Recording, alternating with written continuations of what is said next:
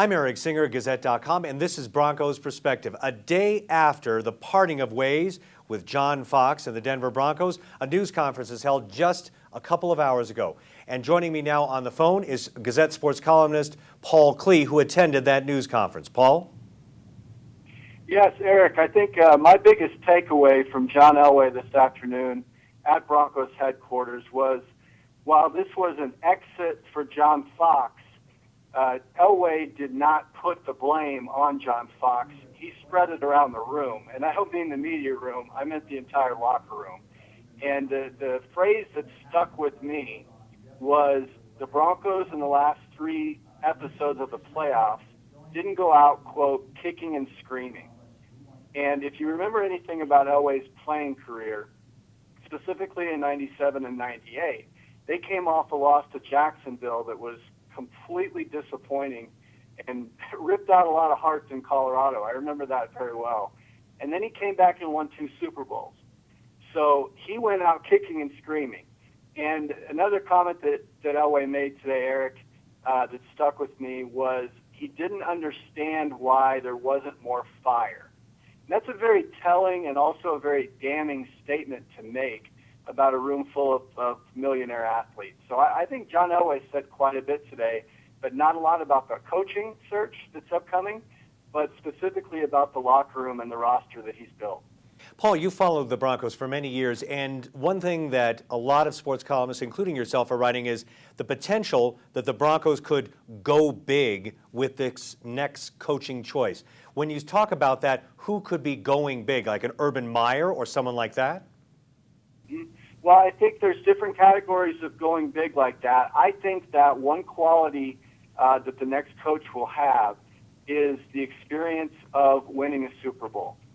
And the point that Elway made this afternoon was he liked what John Fox did because he was good at what he did after the Josh McDaniels era. He cleaned up a mess and he provided stability.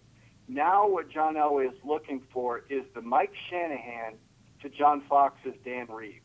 That's my takeaway. He didn't say that. I'm saying that. But he wants the guy that can get them over that hump. I think big could be an Adam Gase in terms of if you bring Adam Gase back, you're getting Peyton Manning back. And that's a pretty big acquisition to have number 18 back at quarterback. Or it could be Gary Kubiak, who's big in terms of his Broncos history and his connection to this franchise. He was always backup in those Super Bowl years. Or it could be big like a Dan Quinn, the Seattle Seahawks defensive coordinator, and that's big because he utterly demolished the Broncos in the Super Bowl last year. So there's different, I guess, definitions of going big, but I have no doubt that it will not be a developmental type head coach because John Elway wants to win right now. And finally, any timetable? I don't think it will take very long. I think that we're going to know something in the next 24 hours about Adam Gase if he decides to take that 49ers job. I think John Elway will talk to Adam Gase. How formal that is, I'm not sure. It may just be simply an interview from a recommendation from Peyton Manning because Peyton has called several teams as a reference for Adam Gase. I think you're going to see a Broncos coach in the next week. I don't think it will take all that long unless his guy, Eric, is still in the playoffs, like the Seattle defensive coordinator. If they were to win this week, that could take a little bit longer. But I don't think John Elway wants to wait too long. All right. Well, thank you so much, Paul. And you heard it here first. It could be possibly a week to be able to learn who the new coach of the Denver Broncos could be.